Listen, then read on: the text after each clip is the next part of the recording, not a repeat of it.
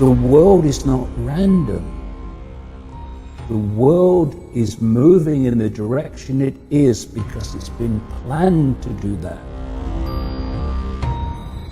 These entities operate in the unseen, overwhelmingly in the unseen. They want to control the information that people receive. One of the greatest forms of mind control, repetition, repetition, repetition. This is extremely dangerous to our democracy. This is extremely dangerous to our democracy. This is extremely dangerous to our democracy. This is extremely dangerous to our democracy. This is extremely dangerous to our democracy. If you want people to have a certain perception of a world event, the world in general, of who we are and the nature of reality, then control what people receive and then control their perception. Once they've got your perceptions, they've got you. Trump is the equivalent of a Hollywood actor on the movie screen. While we are focusing on this minutiae of Trump, anti-Trump, left, right, and all this nonsense that we get caught into, Silicon Valley is becoming the center of global control.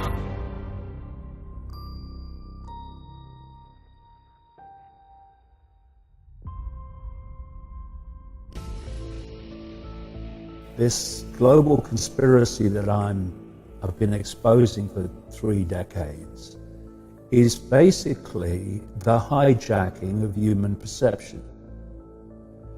Because if there's a few of you, and compared with the target population of 7.5 billion, something like that now, the number of people in full knowledge of what they're doing is tiny. Hundreds, thousands. Thousands maximum. At the core, hundreds at the core. At the core of the core, even less. And the rest of the structure is fiercely compartmentalized. So people are daily different parts of this global web structure playing a part in pushing the world in the direction I'm talking about, to this centralized world dictatorship, without realizing that's what they're doing. It's a tiny, tiny number. So given the mathematics, you can't physically control your target population. There's not enough of you.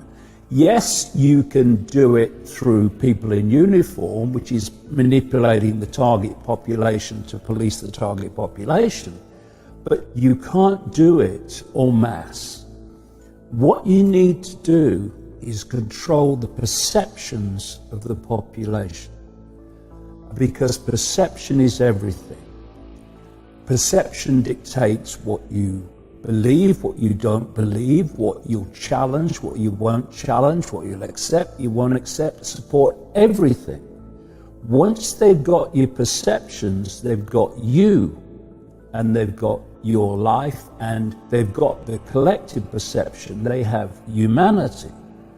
This is why they want to control the information that people receive and to marginalize alternative ways of looking at the world. Because where do perceptions come from? They come from information received. It might be a personal experience, information, or it might be the 10 o'clock news. But with most people, it's going to be the 10 o'clock news, but it's information. So if you want people to have a certain perception of a world event, the world in general, of who we are and the nature of reality, then control what people receive, and then you'll control their perception. So when I look at the world, I see vast numbers of people who are perceptually programmed. And when I break it down in the book, when you look at a human life, It's basically a perceptual programming and download from cradle to grave. You know, you come out of the womb and immediately you're influenced by your parents in terms of your perceptions. And they're not being malevolent, most of the time anyway, the vast majority, but they've been through the system you're about to go through, the process you're about to go through. They've bought it, accepted it as normal, accepted the crazy place to be sane, and therefore out of wanting to do right for you, they'll pass those perceptions on to you. And then this, you know, take a deep breath, take a step back, look at it again. When you think about it, Brian, you know, you come out of the womb and within 4 years, you've only just got here. You're sitting at a desk with an authority figure representing the state's version of everything in front of you, telling you when you have to be there, when you can leave, when you can speak, when you can go to the toilet, when you can eat, what is, what isn't, what's possible, what's not possible, and the nature of everything. And this goes on all the way through your formative years, into higher education, if that's where you go. And it's a download of normal, a perception of normal. What I call it the postage stamp consensus. It's a narrow band of sense of the possible, which is basically being repeated. One of the greatest forms of mind control, repetition, repetition, repetition, all the way through your formative years. You then go out from there into the institutions. You become a journalist, you become a politician, you become a doctor, you become a scientist, you become a CEO, whatever. And you take with you into those institutions this core version of normal. And when you go as a young person into those institutions are already pillars, solidified concrete pillars of the same sense of normal. So now you've left school, but where you're working is still confirming to you that the madhouse is sane and normal is how things are. A journalist who's doing a story on a medical condition will not go to a complementary practitioner who may have had great success in treating the particular ailment they're writing about. They'll go to a doctor. The doctor will give him the song sheet, postage stamp, consensus version of that problem. And so normal are kind of what we believe about medicine, everything. Capitalism, government, all these things are these normals that we've been programmed. Because it's basically, Brian, all people here. I call it the mainstream everything. The mainstream media, mainstream science, mainstream medicine, mainstream journalism. It's all unknowing, most of them, the vast majority, agents of the postage stamp consensus. Then you add the fact that the global media, now 24/7, is reporting world events constantly, in all their multiple different ways, from the same postage stamp normal. So, you know, people like me who left the postage stamp a long time ago and it passed over the horizon a long time ago, we're crazy, not by breaking down what we're saying, but by reflex action, because that's not normal, that's not on the postage stamp.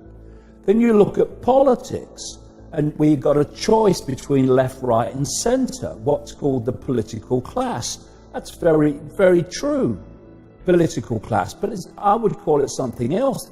It's the postage stamp consensus political class, because the left in politics is on the left of the postage stamp, the center somewhere in the center, and the right's on the right of the postage stamp. But they're all on the postage stamp, still coming from this perception of normal that is about, use another analogy, about the size of a pea. It's the illusion of choice. Yeah, exactly. Then you have peer pressure, because all those people who, the vast majority, have accepted this download of normal, with the blinkers on, I have no problem with that. If you want to give your mind away to someone else's perceptual program, fine. The problem comes when those people think that they can then dictate, ridicule, intimidate those that have a different view. Because that's psychological fascism for me. Up to this point, they have manipulated human perception by manipulating the information people receive. The plan is to go beyond that, where they are the perception. And what I'm talking about, of course, is artificial intelligence, which brings us back to the devil's playground, Silicon Valley, because that is increasingly the center. In the shadows is where it's coming from, but in terms of the world that you can see, Silicon Valley is becoming the center of global control. Not only is it driving, people will be shocked to see how deep Google, it's just a search engine, and Facebook, it's just a social media platform. To see how deep they are in the transhumanist agenda of connecting the human brain to artificial intelligence so that artificial intelligence becomes the human mind. And that's not me pulling this out of the ether. I'm quoting there a Google executive, Ray Kurzweil, one of the global PR men for Frankenstein. Is he a Google exec? I know he's at Singularity University. He's a Google exec at the Singularity University. Okay. And he has said that by 2030, and that's a date, a year that keeps coming up again and again, 2030. The human brain will be started to be connected to artificial intelligence. And I'm quoting Kurzweil here. And then artificial intelligence will do more and more of human thinking until there is no human thought and artificial intelligence is doing it all. Now, why are they openly saying this now? Because the sales pitch is it will make us superhuman. So isn't that great? Getting the population, especially the young, or will be the adults then, addicted to technology is all about the here, kitty, kitty, kitty, preparing people to accept this. So you've got that agenda at the end of this road of the human mind as we know it being replaced by artificial intelligence. But out of the same, as I was mentioning a few minutes ago, out of the same devil's playground, Silicon Valley, is coming the Google, Facebook, etc., algorithmic censorship more and more of the alternative media using various excuses. Because what they do is this, they'll give you an excuse, we've got to stop jihadis. Okay, right. So, we'll stop jihadis. Okay. And then they widen it and widen it. It's not jihadis anymore, it's people like me. It's and other people that are questioning the official narrative, and they pull them in. So the alternative media is under tremendous pressure now and suppression because it's challenging the narrative, and that changes perception. Change perception, you change the world.